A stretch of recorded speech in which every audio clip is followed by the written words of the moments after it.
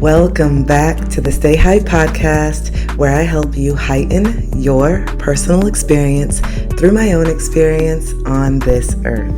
I'm your host, Kristen, and we are back with another episode of my new series, No More Suffering in Silence, where I take you on an inside journey of how I'm healing my sexual trauma. So today, you guys know I just like to dive right in. Today, I want to talk about the physical symptoms that I experienced after my sexual trauma that I didn't know was a symptom of trauma, and I used to just call it brokenness. I'm broken. But what I'm referring to is the numbness that happened in my womb space, my sacral chakra, my yoni, my genitalia, all of that area, like was just numb. And not necessarily on the outside. I was able to have outside stimulation, oral stimulation, but when it came to actual penetration, it felt like nothing. It felt like it just felt like skin, just nothing really happening, no real sensation. And so for the longest time, I was so sad and kind of just frustrated that my body didn't seem to be responding like everybody else's. And, when we watch adult movies and we watch different scenes and it looks like the people are just so into it. And I would just be in my head like, they have to be lying. Like, I don't feel any of this. This does not feel like anything. And that really turned me off from sex in the first place. I was just like, what is the point of me doing this? I'm literally just doing it to please the other person. I'm not getting anything out of this. It feels numb. It doesn't feel like anything. And so I would, read magazines and I would grab Cosmo, and it would say that only 13% of women actually, have a climax or orgasm from sex. And most women, talk about feeling pain and discomfort and all these different things. So then I was like, I guess I'm just pretty normal, since only 13% of women are actually enjoying this. But what Cosmo doesn't talk about is the other 77% of women that have experienced sexual trauma and what effects that has on the body, because it's so linked to the brain, right? Our sensation is very emotional. Women are very emotional.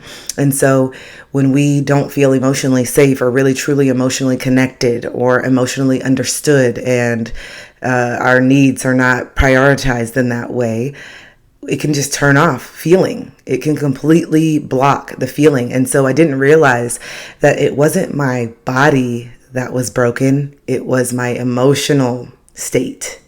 And I didn't realize that every time I would start to engage in sex, I would turn on this performative act.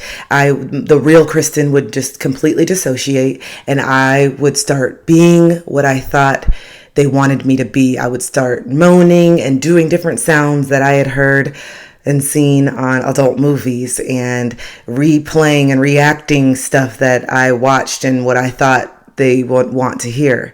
And, I did enjoy oral. I did enjoy oral stimulation. I definitely could feel stimulated and have climaxes from oral stimulation. But when it came to actual penetration, no. I faked. I can honestly say that up until my last relationship, I faked every single orgasm. I mean, I'm sorry if any of my past partners are listening, but here's the truth. Sorry, not sorry. I got to be honest now. I faked every single one of them because I didn't feel anything. It didn't feel like anything, and there was a lot of positions and a lot of tension and a lot of pain and discomfort. And that's because I didn't know my body. I didn't take time to explore my body. And I didn't feel like I got that deep emotionally with my partners to really get to that level where we were trying different things and asking questions and asking why. I just wanted it to be over as soon as possible. It just made me very uncomfortable. And so I was just like, okay, let me do all these things. I'm learning him. I know certain things that he likes. So let me just get this over with. There were times where I definitely just loved the connection that I felt, or the perceived connection. But as far as actually physically feeling something, it was nothing. I faked every single one up until, like I said, my last partner. And the only reason why I was able to climax with my last partner was because I was introduced to cannabis, and that totally opened my eyes to why so many people that I grew up with, so many friends in my past, would be able to have this amazing wild sex when they were under the influence of alcohol. I didn't realize, because I didn't drink all through my 20s. I wasn't the person that was partying, getting drunk. I stayed away from everything. I didn't really explore that much until I got into my 30s, when it came to like substances and drinking more and all those different things. So pretty much all through my 20s, I was completely sober. And, a lot of my friends, they were drinking and partying and doing the things that most people that age do. So nothing against them or anything like that. But I think that also contributed to a lot of why they were able to just push past those insecurities and some of the, shame and some of the things that they had been through, because it lowered their inhibitions and made them just really kind of get out of their head. And so that's what cannabis did for me and my last partner. And so it started getting to the point where whenever we'd be getting in the mood, I'd be like, oh my gosh, I need to smoke. I need to smoke because I enjoy this a lot now when I smoke, and I can't do it unless I do. And so it would be like that. It would be like times where I would engage in sex and I would be completely sober, not really enjoying it, not able to let go. A lot because I didn't feel safe. I didn't feel emotionally safe with my last partner. And so the cannabis just helped me kind of forget about that and just really focus on the moment, in the present moment, and just really get into my body and really express myself. I became way more vocal. I was like, I don't like this. I like this. Keep doing this. And I was like, man, I really I should be doing this all the time. I should be speaking up all the time. I should be setting those boundaries on what hurts and what doesn't hurt all the time. But I felt so disempowered, and I just had really written it off that I'm never going to be able to have an orgasm from actual penetration. I just said, I'm broken, and because it felt so numb, it didn't feel like anything. And I had no idea how our bodies shut down and how that trauma literally it blocks the receptors, the nerves, everything. I had no idea until I started reading and healing and doing my own thing. And even now by myself, I really have to be in a emotional state. I really have to focus, or even just pleasuring myself. It doesn't feel like anything. It's just like I'm still healing. I'm definitely still healing, and trying to be present and trying to reach certain states without any toys, without watching any movies, just completely within myself. And it's very challenging, and it does get really frustrating. So I definitely want to let anyone who's listening that resonates with this and their body know that you're not alone, and don't just think that this is never going to happen for you. And also don't feel like this can only happen if you're under the influence. Though I've actually never had an orgasm sober from penetration, I am 100% confident that with the right partner, time, and more healing, that I will be just fine. So yeah, the physical symptoms. So first, the numbness. Then the tension, just the actual tension in my body. I had no idea how much I was just not relaxed. And this goes further than actually being like intimate with someone. This goes like to just hugs, like giving one of my girlfriends a hug. I would feel myself pulling away. I could feel like the veins popping in my neck, and I would be like pulling away. And I'm like, what is going on with me? Why do I feel so tense when I'm being touched, or when someone comes up and just touches me on the shoulder? I'm like literally jumping out of my skin. And it's because at such a young age, I was so violated, and I was further violated as I grew into a young woman, young adult. All the groping, all the touching, all the just no boundaries when I'm going out into the club and people just grabbing your butt and grabbing your breasts, and just the way that literally, in my experience, men had no regard or respect for someone else's body. It was just known. It was just like, oh, it's okay. Yeah, I like her ass. I'm going to grab it. Who cares? Like I'm allowed to. And so for so long, I allowed that. I didn't say anything. I just kept walking, or I thought it was cute, but really now when I look back at it and actually sit with it and really, just tap into my body and how that really makes me feel so much rage and so much anger and sadness for that version of me. comes up, because no, I don't want someone just touching me. Why? No, it's not okay for you to just grab, any part of my body, my hand, my butt, any part. Like you don't get to do that. And so it's like, I wish I could go back and like stand up for that version of myself. But, I was freeze. That was my nervous system regulation, was just to freeze, just smile, and just keep on going. So yeah, the numbness, the tension, and the complete disconnection from my emotional and physical body. My brain and my body were not talking at all. In my head, I was just a vessel. I was not supposed to I wasn't supposed to feel pleasure. I wasn't deserving of feeling pleasure. And that's why I always used to say, man, if I meet someone who says they don't do oral, it is not going to work, because this is the only thing I actually enjoy when it comes to sexual intimacy. So if I meet somebody and they say that they don't do oral, deuces, goodbye. And I get it. I get that for myself. I understand why I was so like kind of fixated on that. That was something I really, really enjoyed doing with my partners. But I always just felt like such a big part and connection was missing. And I always just felt like less than, and like something was wrong with me. And I never put two and two together, because I was so dissociated from what happened for so long, and so uneducated. Even though I got my degree in criminology and I wrote my thesis paper on sexual assault in men, I was so disconnected that I was really writing that paper about me, and the universe, God, was putting so many people in my life that had experienced sexual trauma, that was open with it and talking about it and would tell me their stories. And I remember just feeling so deeply connected and just feeling so much empathy for the people who would talk to me about their experiences, not realizing they were mirroring me. I had no idea that they were mirroring me. And it was like God was trying to wake me up and say, hey, this is something that you need to look at. This is something that you need to heal within yourself. This is why I'm sending you these people, so that it will wake you up to your truth. And, eventually I woke up, on my own when the time was right. But, yeah, it's been very frustrating. It's definitely very frustrating and discouraging. Even now, like I said, when I'm doing certain practices and intentionally trying to, take my time, I realize like I have to have a lot of foreplay. I have to really ease into it and take my time. I definitely cannot just jump right into it. Maybe that's the old version of me. Maybe the partner that I'm calling in, I will feel so safe and so ready that I will be able to have those moments. And I hope that I do.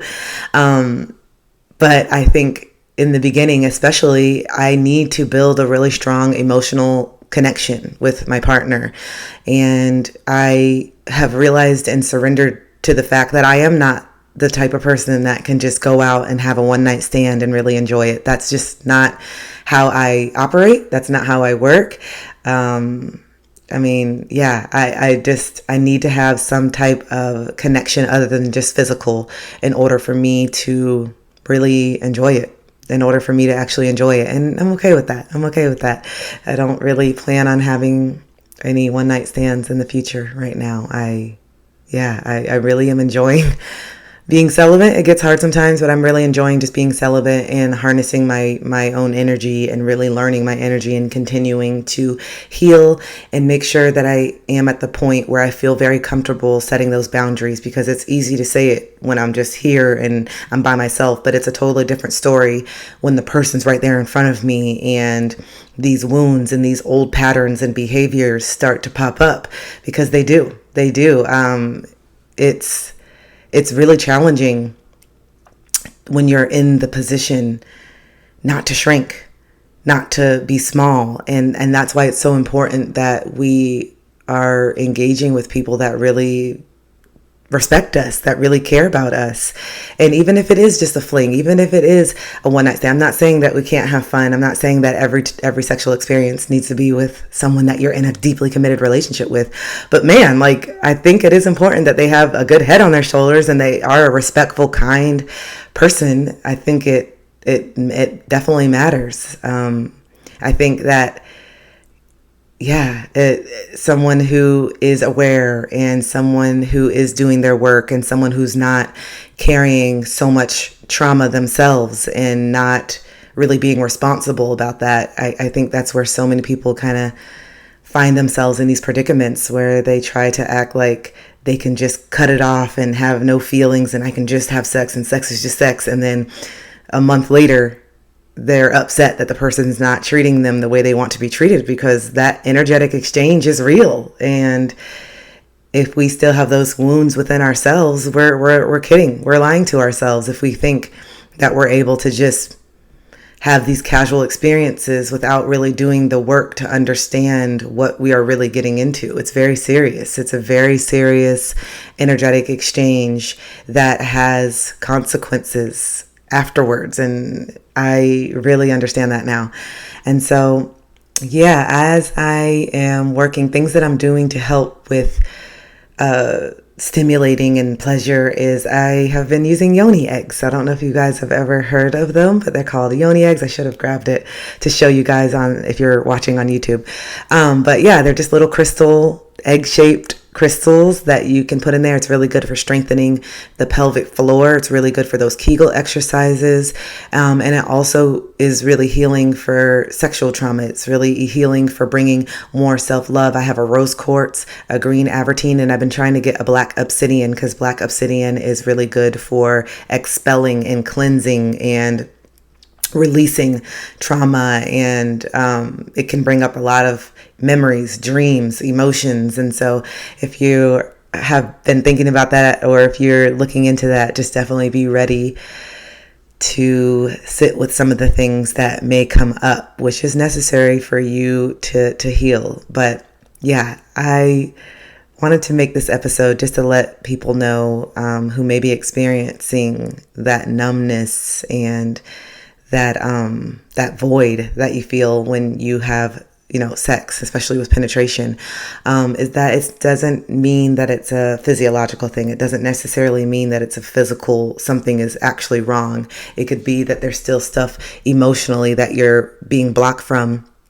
and that you may still dissociate from the actual moment because that's what you did when the assault was happening originally.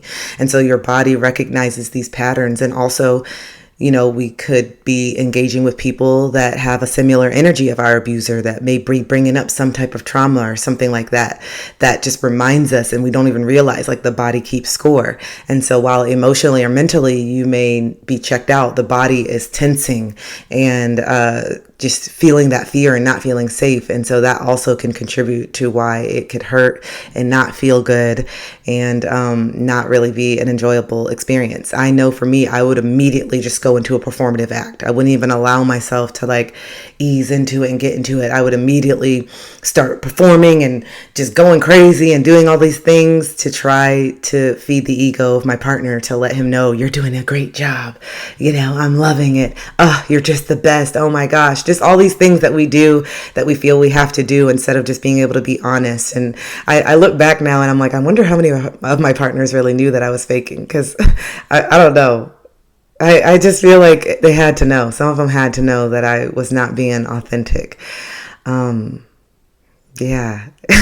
I did make a promise to myself going forward when I, do have sex again, that I will never fake again. I feel like it's such an act of self-betrayal and abandonment to continue to fake that. And also, if the partner I'm calling in would be upset that I was not really being true about my feelings, because the partner that I'm calling in really cares about my experience. The partner that I'm calling in wants me to feel the pleasure just as much as he wants to feel it for himself. And so I made a promise. I am never going to fake again. And like I said, I can never say never.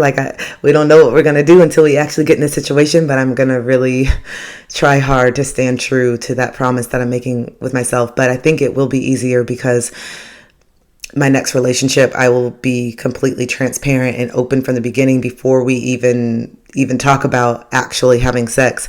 There will be so many conversations about my experience, his experience, the things that we both have been through. So that way we both have a really good understanding on where things are at and why not every, sexual experience will end with a climax. And like, I don't want to have that performance anxiety anymore. I don't want to have these expectations. I am totally fine with being able to have an experience that doesn't end in climax, and it doesn't mean that it wasn't a good experience. It doesn't mean that the connection and what happened during the experience isn't just as beautiful and as pleasurable as actually climaxing. I don't feel like that always needs to be the goal. And so I'm just really excited to meet someone who's really mature and has done this work within themselves and is really in their sacred sexual power as well, that it doesn't need to always be about appeasing and the end result.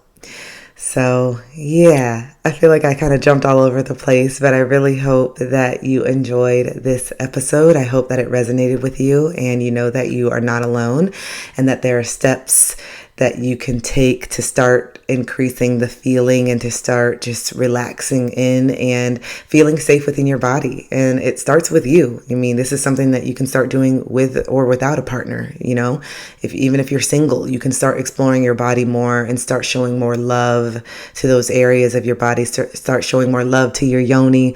Look in the mirror, get in the mirror, get up close, look at her, talk to her. Be kind and gentle, because there's been so much abuse and so much shaming and so many people saying it's ugly. You may say, oh, it looks so ugly. I don't know, because just society has really, that's a whole nother podcast. I don't even want to get all over here, but society has really done a number, in the way that they have portrayed and, made fun of and ridiculed women's bodies because they don't look all like the conventional perfect body that I guess everyone should be to the same standard. But I think someone mature would appreciate and see the beauty in your body. And so just know that if you have gone through any type of shaming from someone else, that I'm really sorry that you experienced that. And I know how shameful and how insecure that can make us. And I really, really hope that we can learn to love all parts of our body and just appreciate the uniqueness. So that's all I have to say about that for today. Thank you so much for listening. If you want to follow me on socials and join my lives on Monday, Wednesday, Friday, and Sunday, where I talk more about this in a really safe community, my TikTok and Instagram is _StayHYPE. And I'm really excited to continue this series and continue healing. So I love you guys, and I will see you on the next one. Bye.